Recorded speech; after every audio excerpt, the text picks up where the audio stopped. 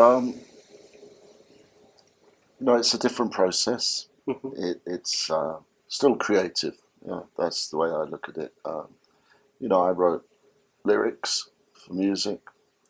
It's just like one big long lyric, but very long. Yeah, very cathartic because while you're writing, you're not just retelling the story. I was reliving some of it. So when I was writing it, sometimes if it was a very sad piece, I would be crying because it was very emotional. Yeah, it's a therapy, really. A band like The Cure is always about the chemistry, and it started from four friends. It didn't start by picking the best guitarist, the best drummer. Let's get it. So I think my contribution to The Cure was to be the soul of The Cure and keep the flame alive when it was going to die. Sometimes, yeah, I think that's my biggest thing for that. Um, my first love was literature and books, and for Robert as well, and Michael.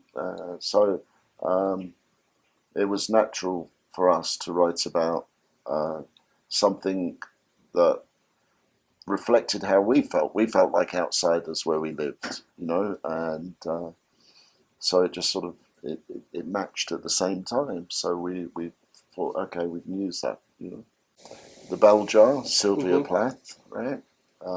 Because not because I feel like her particularly, but I really liked her poems and I liked the way that she wrote. Then I would say, well, definitely maybe like anything by Kafka would be good on my list. And then I just read a book by Viv Albertine from the Slits, and her second book was called Leave Unopened, something like that. I can't quite remember the title, but it was really good. So they change all the time. The books. Okay. Yeah.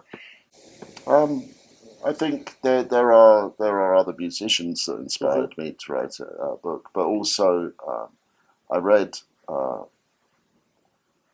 books by different people as well. Like I read a book by Steve Martin, the comedian, and his book inspired me. And also, but then yes, there was people like Patti Smith, Just Kids. I really liked that as a book, so that inspired me. I don't know. I've always just wanted to write something, So it's a long time ago. I was kind of amazed when I first heard the recording we made because it was the first time we had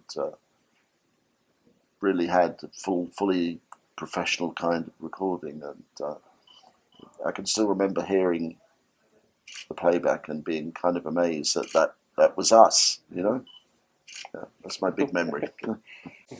There's been 13, so it's a lot.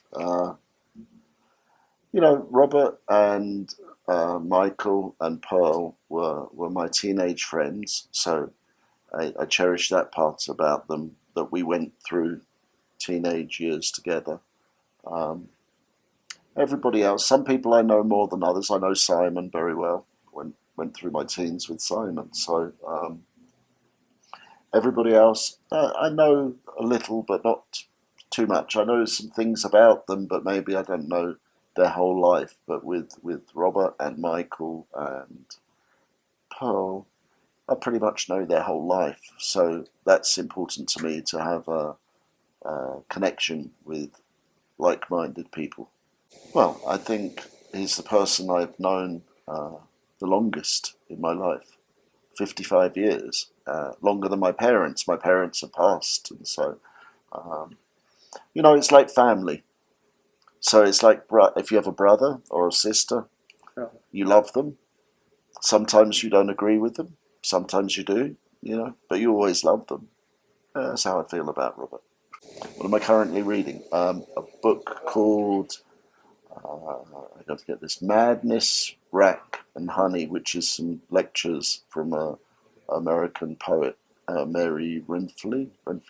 Yeah, and it's all about lectures on things like fear, different things, different subjects. Okay, thank you. That's what I'm reading.